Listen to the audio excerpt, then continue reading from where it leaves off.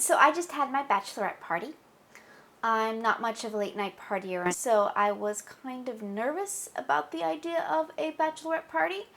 But then I found this article by the Reid girls Handmade, you can see a link to it below, where they were talking about how they threw this book exchange party. And I had an idea, why not a book exchange bachelorette party? And thus, the geekiest bachelorette party ever was born. Fortunately, my maid of honor, my sister Rebecca, happens to be a librarian, so she was totally on board with the idea. She even found these old children's literature magazines that her library was throwing out and used them to make decorations. She got me this beautiful copy of Jane Eyre, which she then had every girl at the party sign. So most of the girls were from my book club, so we played a bunch of book-themed games with like quotes from the books that we had read. If you would like to see the quiz we took, there's a link below. We had prizes like a bobble-headed Bilbo and stuff like that. For the book exchange, every girl bought a wrapped book. It could be a new book, an old book, a book they loved, a book they just really wanted to get rid of.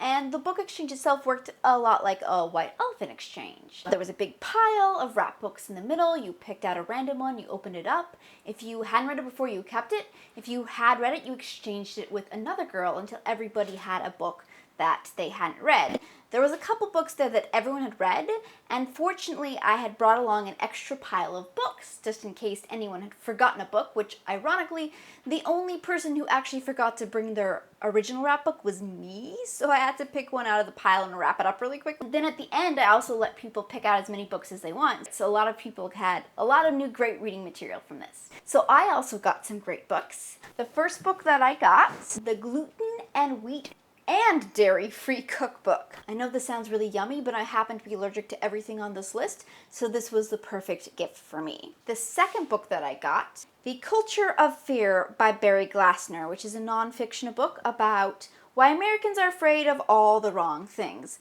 So this looks really great. When I opened it up, I was like, yes, this is perfect. This is gonna be so much fun. So overall, I had a really great time. And if you guys want to have your own book exchange party, it doesn't have to be a bachelorette party, see the links below for some great ideas. And I would love to hear from you about ideas you've had or maybe book parties you've had in the past, because I would love to have some more great ideas for some more great parties to throw.